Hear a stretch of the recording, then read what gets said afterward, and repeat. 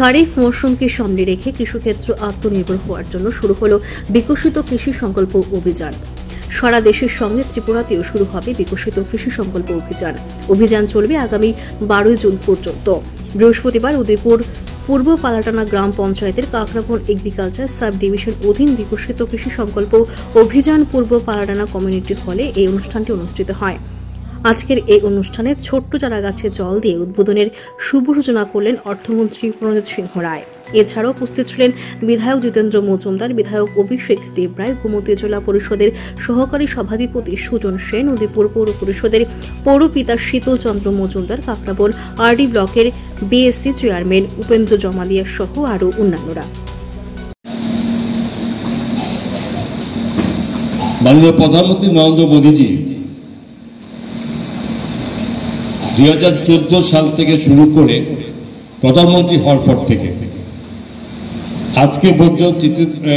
আজকে পর্যন্ত তৃতীয়বারের যে প্রধানমন্ত্রী দায়িত্ব পালন করতে শুরু করে এই ভারতবর্ষের অধিকাংশ মানুষ যারা এই কৃষিকাজের সঙ্গে যুক্ত তাদেরকে কি করে তাদেরকে আরো বেশি সমৃদ্ধ করা যায় এবং এই দেশের কৃষি উৎপাদনকে কেমনে বৃদ্ধি করা যায়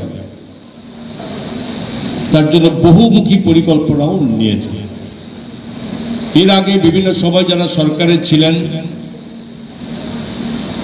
তারা চেষ্টা করেননি, কথাটা বললে ভুল হবে,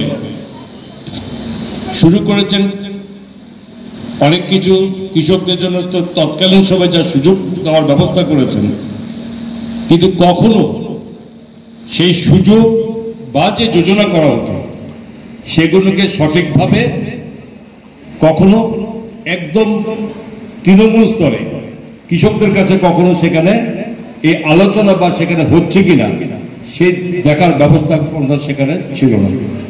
যার ধরুন সরকারি যে ধরনের সুযোগই থাকুক সেগুলো সঠিকভাবে তার মূল্যায়ন করা যায়নি, একটা জায়গায় থমকে ছিল।